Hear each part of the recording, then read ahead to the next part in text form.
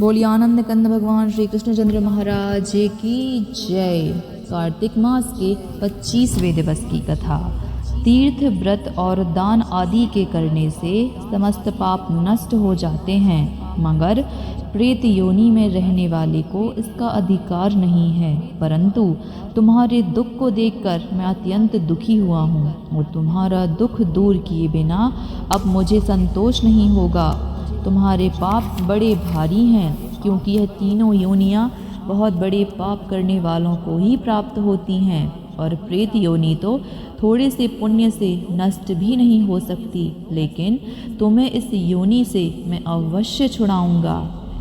इसलिए मैंने जो कार्तिक का व्रत किया है उसका आधा पुण्य तुम्हें दे रहा हूँ, क्योंकि यज्ञ दान तीर्थ यह सब निश्चय ही कार्तिक के व्रत के पुण्य के समान नहीं है।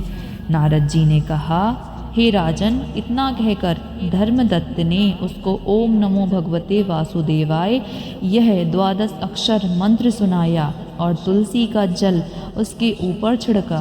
बस फिर क्या था, क्षण भर में वह प्रेत योनि से छूटकर प्रज्वलित शिखा के समान दिव्य रूप धारण करके लक्ष्मी जी के समान सुंदर हो गई। तब वह धर्मदत्त को दंडवत प्रणाम करके प्रसन्नता से गदगद होकर बोली, हे ब्राह्मण श्रेष्ठ, आपके आशीर्वाद से मैं इस घोर नरक से छूट गई हूँ। मुझे पाप सागर में डूबती हुई के लिए आप नौका के समान हैं। नारद जी ने कहा, हे राजन, अभी कलहा इस प्रकार कह ही रही थी कि वहाँ पर विष्णुगण एक दैदीप्यमान विमान लेकर आए। विमान के द्वार पर अप्सराएं और गण बैठे हुए थे। धर्मदत्त ने उन सब को देखकर दंडवत प्रणाम किया। पुण्यशील और सुशील नामक भगवान विष्णु के गणों ने धर्मदत्त को अपने हाथों से ऊपर उठाकर उसका अभिवादन करके उन्होंने कहा, हे द्विज श्रेष्ठ, आप धन्य हैं जो कि आप सदा भगवान विष्णु के व्रत कथा और सेवा में लगे रहते हैं। आप सर्वदा दीन दुखियों पर दया करते रहते हैं। आप में जो अपने बाल्यकाल में पवित्र और शुभ कार्तिक व्रत किया था, आपने उसके आधे फल से कलह के पूर्व जन्म के एकत्रित पाप को नष्ट कर दिया है। यही नहीं, आपकी कृपा से उसके सैकड़ों जन्मों के पाप नष्ट हो गए हैं। आपके जागरण आदि के करने के पुण्य प्रभाव से आकाश मंडल से यह विमान आया है।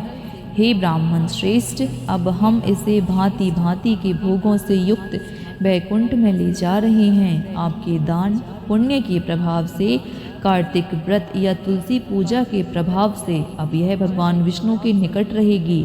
आप भी इस जन्म के पश्चात अपनी दोनों स्त्रियों सहित वैकुंठ लोक में भगवान विष्णु के समीप रहोगे और मुक्ति को प्राप्त करोगे। हे दया सागर, वह मनुष्य धन्य है और जन्म उन्हीं का फलीभूत है जिन्होंने कि तुम्हारी तरह भगवान विष्णु की भक्ति की है, क्योंकि भगवान विष्णु अपने भक्तों का भला क्यों क्या नहीं देते। वह सब कुछ देते हैं। जिन्होंने प्राचीन काल में उत्तानपाद के पुत्र को ध्रुव स्थान में पहुंचाया, जिसके स्मरण मात्र से प्राणियों की सद्गति हो जाती है।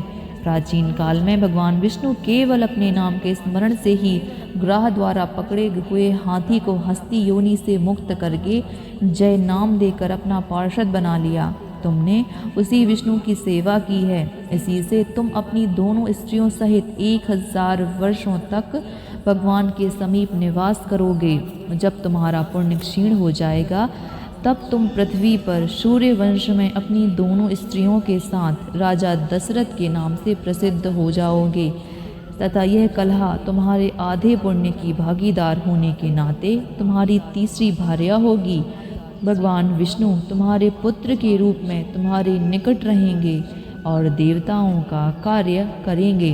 भगवान विष्णु को प्रसन्न करने वाले तुम्हारे कार्तिक व्रत से अधिक महत्वपूर्ण यहाँ दान तीर्थ आदि कोई भी नहीं है। हे दया सागर, तुम धन्य हो, क्योंकि तुमने जगत गुरु भगवान विष्णु को प्रसन्न करने के लिए कार्तिक का व्रत किया, जिसके आधे पुण्य के फल की भागीदार इस कलहा को किया। इस समय हम अपने साथ इसको विष्णु लोक लिए जा रहे हैं। बोली आनंद कंद भगवान श्री कृष्णचंद्र महाराज की जय। कार्तिक मास के महत्व की कथा को सुनने से मन, वाणी, हृदय, चित्त, आत्मा आनंदित होकर शांत महसूस करती है। वीडियो को ज़्यादा से ज़्यादा शेयर कीजिए ताकि अधिक से अधिक लोग कार्तिक मास के महत्व की कथाओं को सुनकर अपने जीवन को संपूर्ण करें और पुण्य के भागीदार बनकर प्रभु के कृपा पात्र बने। वीडियो को शेयर कीजिए, लाइक कीजिए, कमेंट्स कीजिए और चैनल को सब्सक्राइब ज़रूर कर दीजिएगा।